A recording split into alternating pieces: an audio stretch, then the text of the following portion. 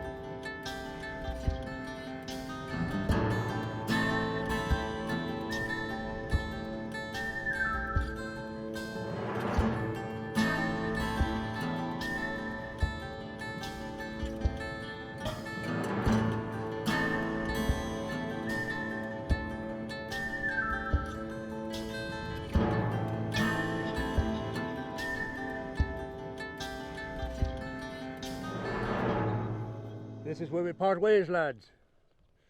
I'm going back to the old farm. Don't come looking for me unless you absolutely need me. You hear me? Yes, sir. Ned, take care of Seamus. He's got a wild streak in him. May God and St. Patrick be with you.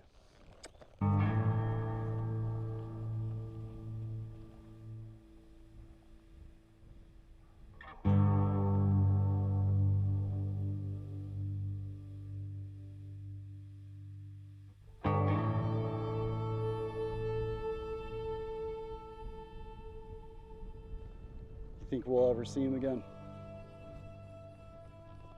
I hope so. Yeah, me too.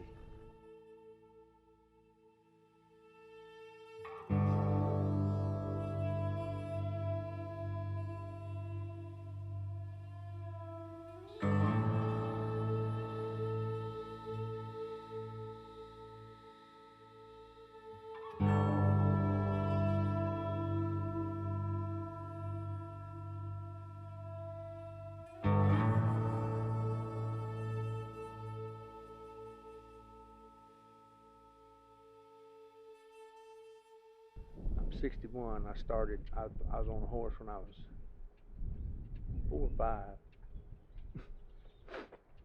I rodeoed all through high school and college. I don't think I've ever not had a horse, even no matter where I lived. If I lived in California, back in Texas, back in Oklahoma. I was always dragging horse around, you know. My granddad got tired of cutting lead rope. Because if you tie a horse up like this with a half hitch, and he sits back with all his weight, you have to cut that rope because you ain't no way you can get it untied. My granddad taught us how to tie what they call a bowling knot,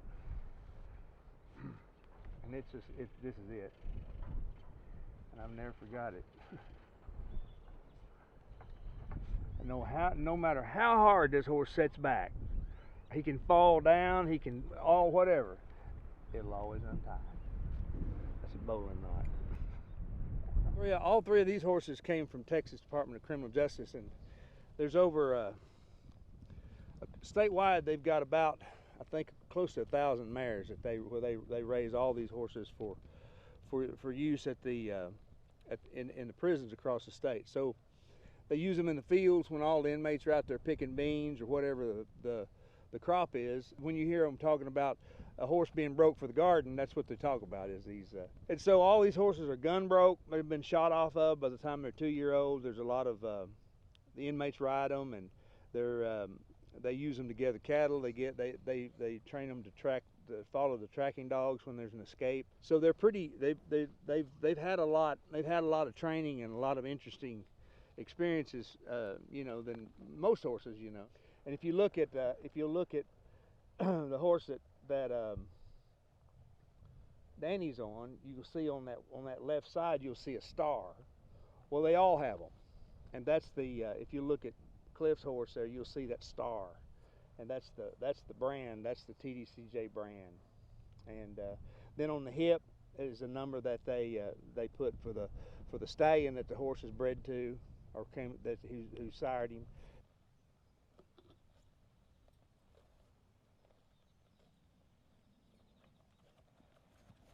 Whoa! Let him go. Fuck him.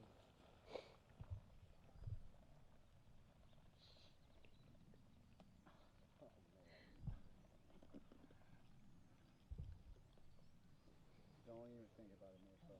Son of a bitch. Don't even think about it.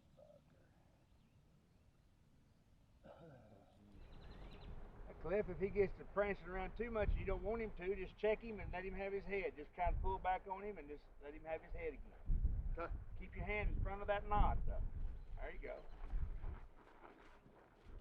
So there's things about a horse that I just have a sense for that somebody that hadn't been around them all their life, like I have, won't pick up on, A horse is an animal. I mean, I don't care how gentle he is. I don't care how much you've done on him. He's still got his own brain, and he sees things. He has his own perspective about what's going on around him. And so because of that, you can just count on there's a certain amount of unpredictability about them, And they can sense, they say that a horse can sense, if you're afraid of him, if you've got any fear of a horse, he can feel it within 15 feet of him. Where people get in trouble is they just think they're machines. They think that, they think just because somebody like me can jump on them and go do something on them that they can't. It's like Buck Brannaman said one time. He said, I spend more time helping horses with people problems than I do with people with horse problems, Cliff, you got old Gray Concord. I believe if I was you, I'd just buy him. I'd have to do that. And if I had the money, I sure would. He's a pretty good horse, isn't he? Yeah, he is.